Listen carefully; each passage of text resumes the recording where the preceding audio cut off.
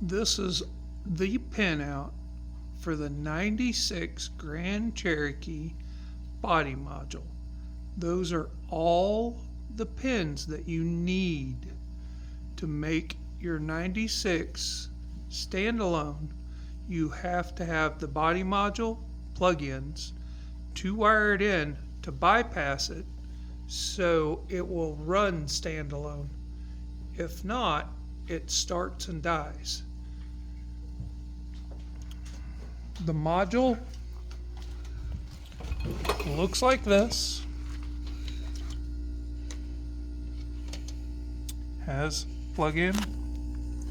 That's all the wires that you got to tie into, both sides, and all the pins.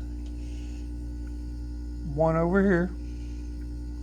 It's a bit of a mess. Of course, we have our standalone. You'll have to ignore it. It hasn't been cleaned up yet. Check into Dex's Jeeps. He has a really good video on how to do that.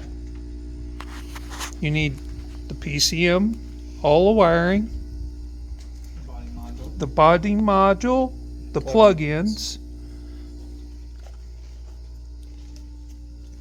You have to change the distributors to the 96 and throttle body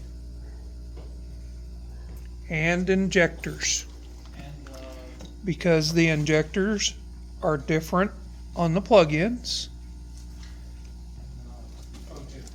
and the O2 sensor is different. Those are the major things that we changed to put this 96 harness and injectors and PCM on this 93. Thank you for watching. Like and subscribe.